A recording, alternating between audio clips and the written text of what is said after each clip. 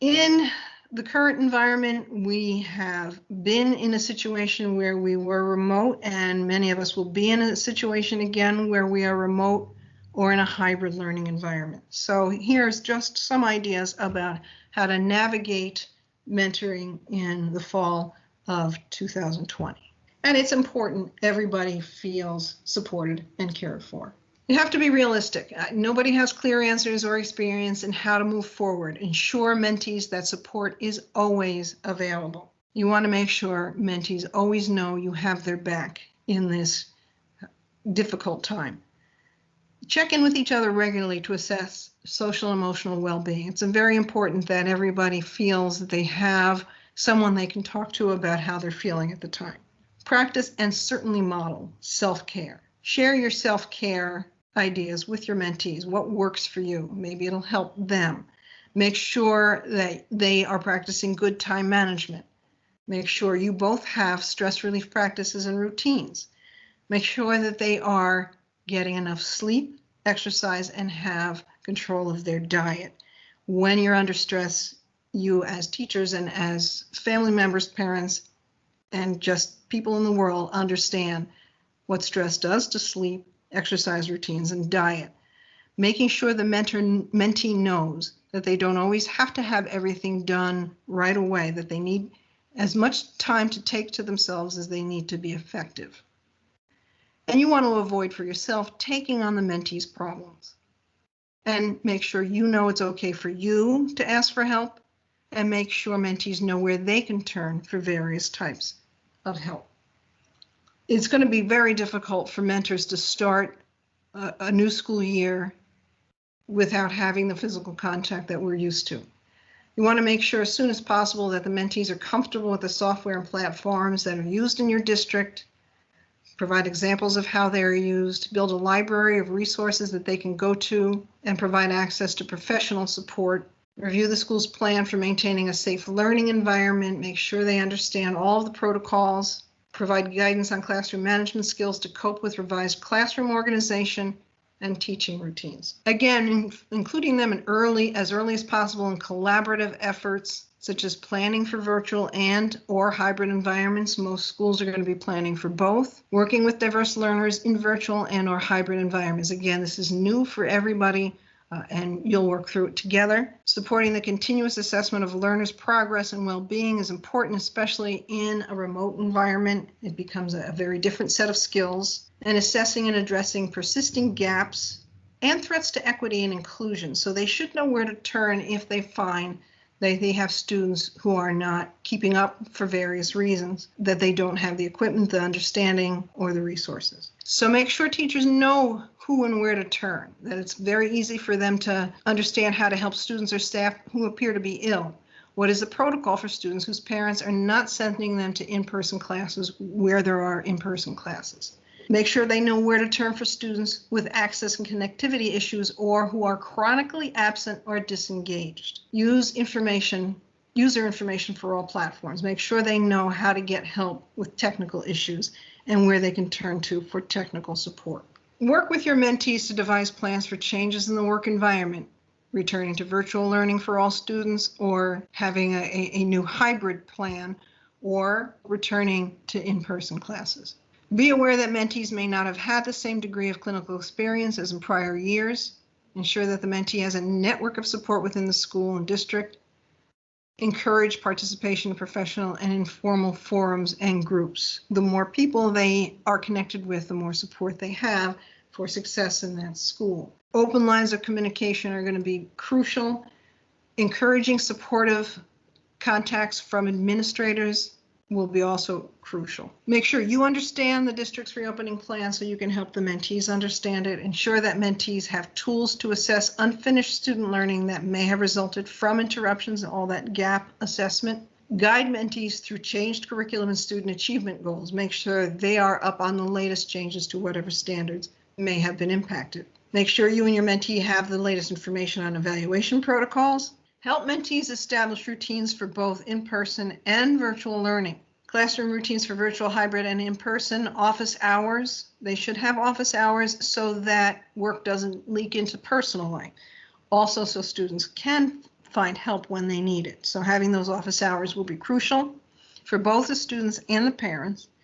And accountability strategies for virtual schoolwork. Again, this is new territory. Some of you as mentors have been teaching in a remote environment and may have learned some of these strategies that you can share with your mentees. Ensure that student social and emotional needs are being addressed in the classroom. The Department of Education does have a page on social and emotional learning with lots of tips and a lot of resources, guidance modules. Identify and share best practices in social and emotional support, especially lesson planning that emphasizes relationship building, positive feedback, and clear and consistent expectations. Having routines in place will help with the emotional trauma of having been out of school and having to go back to a hybrid or virtual environment. So you want to work with the mentees to put that social emotional aspect into lesson planning, prioritizing collaboration among your students, communication, self-awareness, and community may help to effectively address some of the pandemic-related upheaval students will be feeling. And there are a couple of really good articles on how to support students affected by the trauma of COVID-19 and some strategies that you can implement during this virtual or hybrid era. In our guidance on our COVID-19 page about mentoring, it is clear that mentoring can occur during a remote teaching environment. So there are some questions you might want to consider. Synchronous, meaning that all students are either in a Zoom or some kind of platform where they're all participating at the same time. Is the teacher being successful at promoting student interaction? And are the students actively participating? Are the assignments learner-centered for this hybrid or remote classroom? Do students engage with the material? Does the instructor provide and model netiquette, good guidelines for online interactions? It's been suggested that when you communicate with parents, when mentees communicate with parents, that they encourage the parents to have a school routine for their students. For synchronous learning, they feel like they're in a classroom, even to the point of packing a lunchbox so that it feels more like a school day. Are teacher and student accountability responsibilities clear? And is the use of technology smooth, appropriate, and engaging? And again, it's important they understand how to use the technology in order for them to feel comfortable enough to be smooth, appropriate, and engaging. Asynchronous, where students are doing things offline on their own time, homework, self-learning. Are the required materials for the class clearly listed and provided in advance? Is the lesson cleanly designed with a minimal number of icons and navigational choices for users, especially younger users or users who may not be that familiar with online learning? Are assignments easily accessible?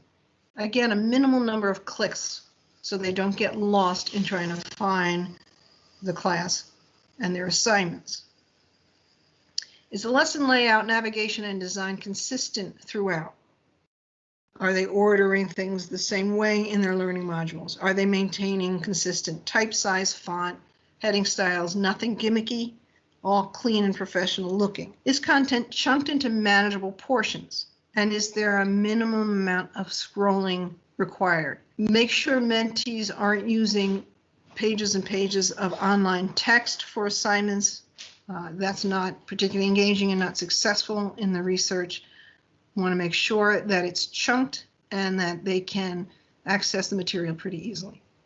You might want to collaborate with other mentors to develop a consistent set of protocols for observation in your school and district, and obviously with your administrators as well. There are 4 categories to review a virtual lesson. You want to make sure that in that virtual lesson, there is a way to build community in the classroom. And again, this would be more with the synchronous instruction. Discussion facilitation, are they able to do that in that environment? Is assessment and grading consistent, especially among the mentee and all the other teachers in their grade and area? And what is the online course learning environment like? Is this something that's working for student achievement?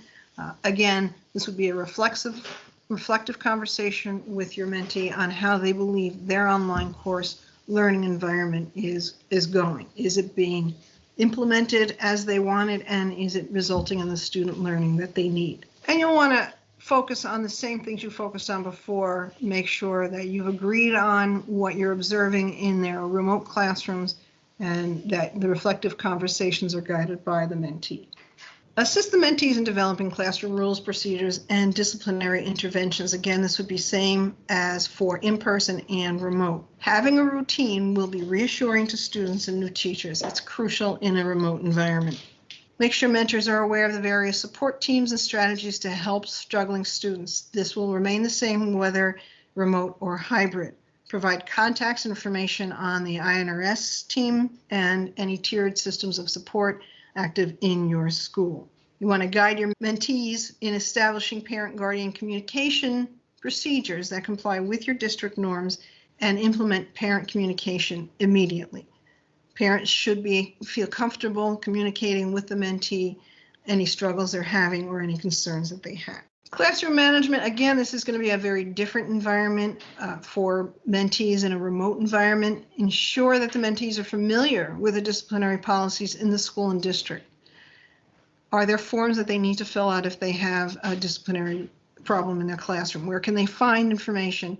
Who do they need to know to help them with their classroom management? Can they observe a classroom, either, again, remotely or in person, that exemplifies good classroom management? It would be very helpful for them to observe a successful teacher who's implementing a virtual environment that's very successful for the students. What is the culture of discipline in the building? How stringent is it? How loose is it?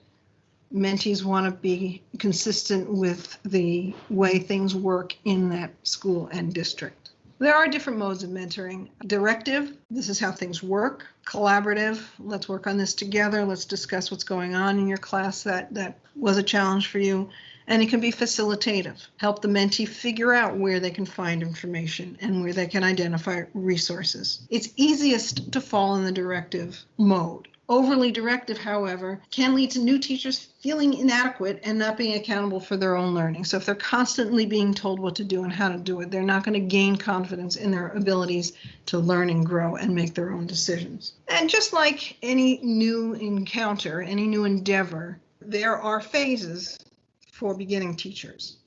And it's important for mentors to be able to provide appropriate support in each phase to help the teacher succeed. So there's the anticipation phase. It begins during student teaching or when they've finished their program or decided to take on teaching in the alternative method. They're idealistic. They have a vision of what teaching will be for them.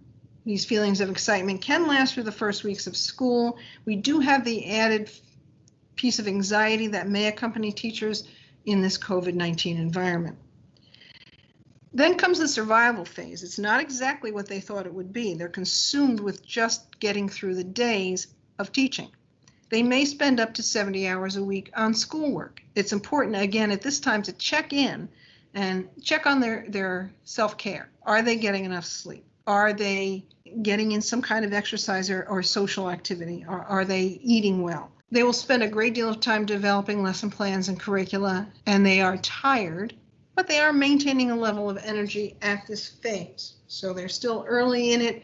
They're working through things. They're sort of just head down and straight forward. Then things get tough. 6 to 8 weeks of nonstop work and stress. Again, this could be longer depending on the changes that the district may be going through because of COVID-19. And it can vary with teachers in length and intensity. They will question their commitment and competence. Were they ever meant to be in front of a classroom? They may become physically ill. They're more susceptible to getting colds and other viruses. They're exasperated by parent conferences and formal evaluations. If coming at them from both ends, from the parents, from their supervisors, and maybe even from their students. And they may suffer some self-esteem, both as a teacher and as a person doubting how strong they are. Then comes a break.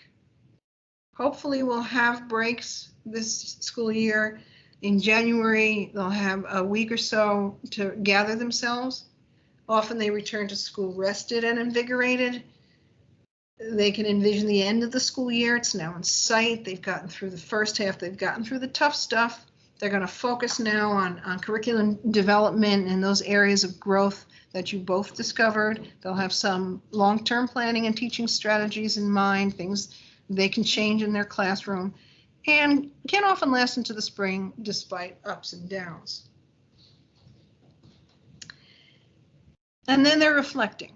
In the last 6 to 8 weeks of school, as they see the end, they can reflect on their successes and failures. Again, your main job at this point is to listen and provide support and celebrate their successes with them and begin with them to plan changes for the following year. Mentoring in New Jersey is only required for a year, but I can guarantee you that these mentees will rely on you for advice, support, and guidance in the years to come. And it brings them to a brand new phase of anticipation. This is just a nice example from a first-year middle school English teacher. He wrote an article. It's called "The First Year of Teaching Can Feel Like a Fraternity Hazing." I'm sure you can relate to that. And does it have to be that way? So this first-year middle school teacher wants to, this is the reflection they came up with, do a better job using student data to plan lessons that touch on skills. Get better at long-term planning. This is something they discovered they needed to do, and set up better rules and classroom procedures from the beginning of the year. So this is the reflection phase that this teacher came to after his first year of middle school English teaching. Mentoring is complex. Teaching is complex. It's important that you, your school, and your district understand that mentoring is not an add-on or a tag-your-it function. If your district does not have a specific and detailed job description of what it means to be a mentor, collaborate with other mentors and with your administration to develop one. Advocate for recognizing mentoring as a separate job function with protected time. The benefits of retaining teachers are improved student outcomes, consistency in a culture of trust and collaboration, and financial savings. So it's an important district function for mentors to work on retaining teachers in their first few years. For minority mentees and students of color, retention of minority candidates is an equity issue. And in New Jersey, it is a constant area where we're working to gain equity for our students. You need to promote teaching as the complex and valuable profession it is. This is critical, valuable, impactful work. Thank you for being a mentor.